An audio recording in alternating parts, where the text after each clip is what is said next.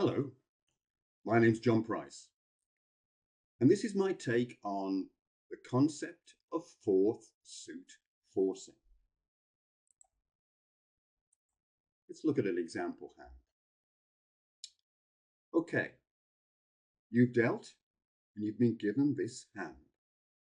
You've got 3, 7, 11 high card points and 2 5-card suits, so you can give yourself 2 extra points for those 5th heart and 5th club. It's a 13-point hand.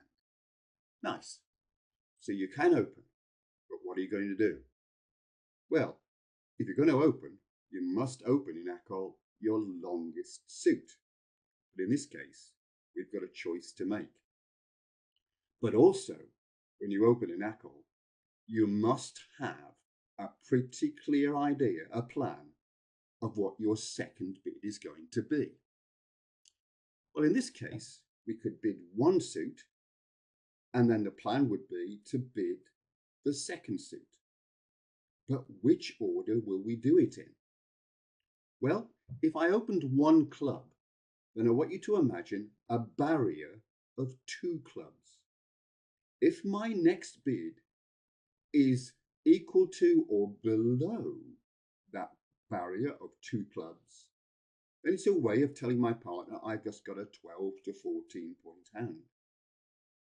If my second bid is above that barrier of 2 clubs, then it's saying to partner, hey, I've got a strong hand of 15 points or more. Whoa, in this case, we've only got 11 high card points and 2 extra. It's a 13-point hand.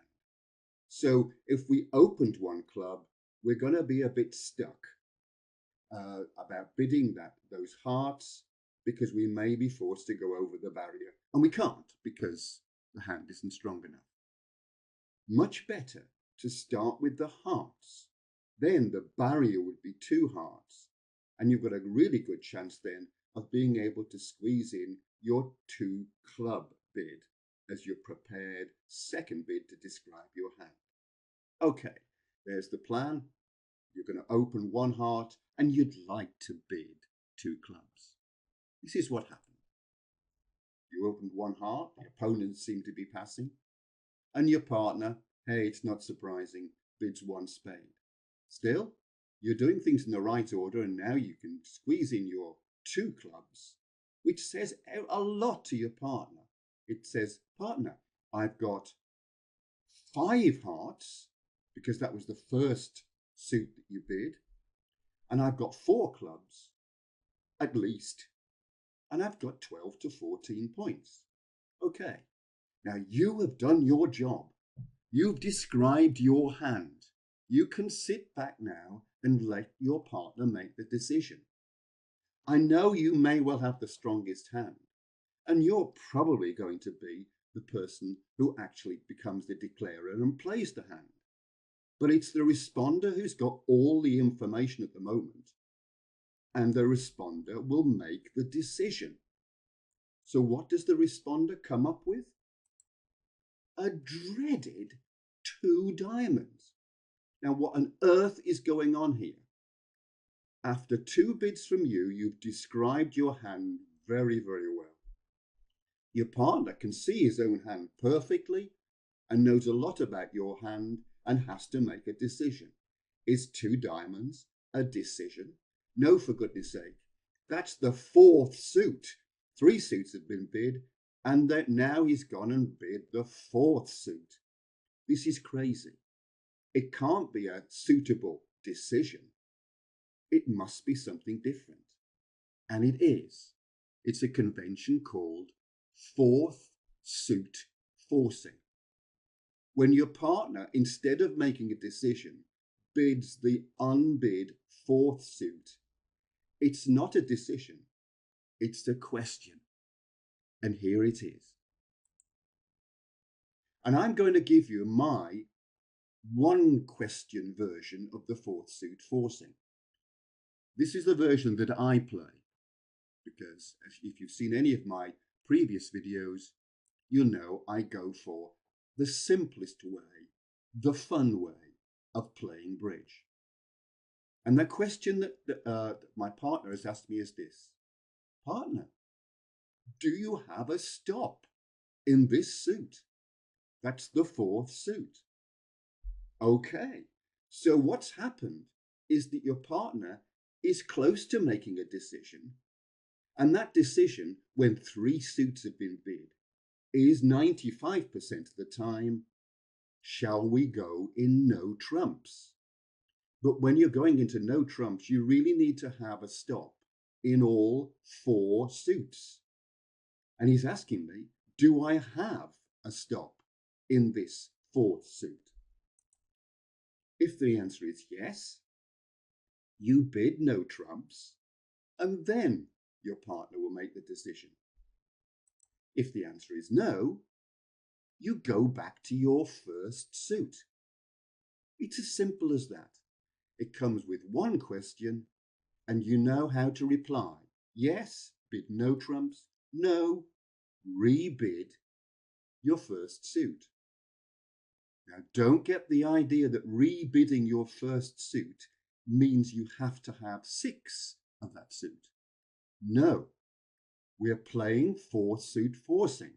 So your partner can't read anything into your reply other than the answer is no to the stop in the suit. That's what you must agree with your partner. Now, what is a stop? Well, we know that an ace is a great stop. It's the perfect one.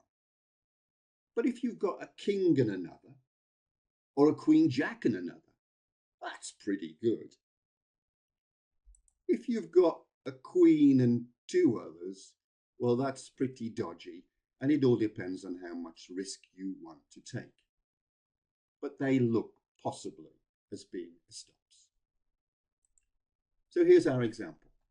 Remember, the bidding went 1 heart, 1 spade, 2 clubs, and then the fourth suit of 2 diamonds, and you go, aha, I'm being asked, do I have a stop in diamonds?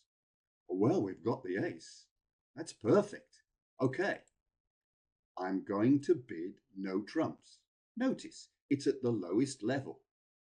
Maybe 3 no trumps is on. You don't know. It's your partner who has asked for this extra little bit of information, and your partner will decide.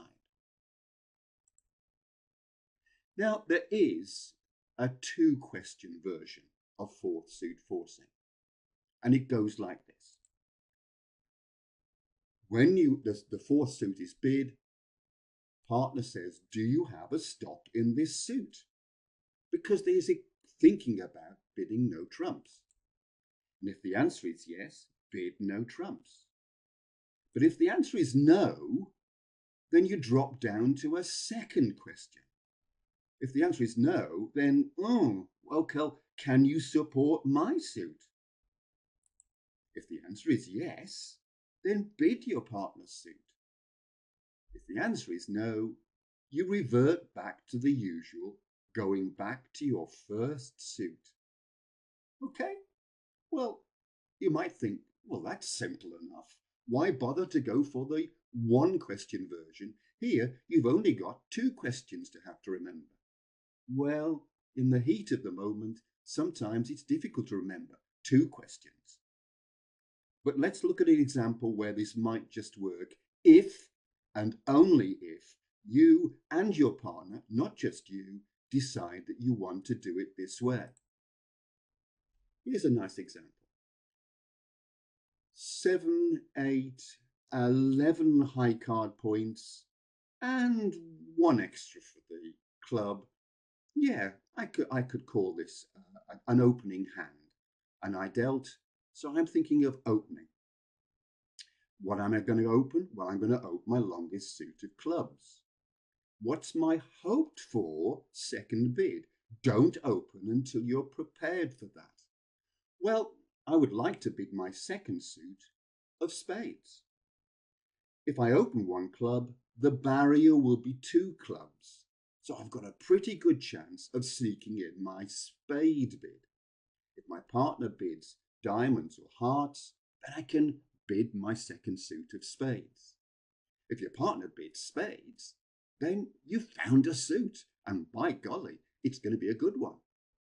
If your partner bids the dreaded one-note trump, then, I can't understand why he would, but if he did, your only bid is 2 clubs, and that's what you're going to have to go for.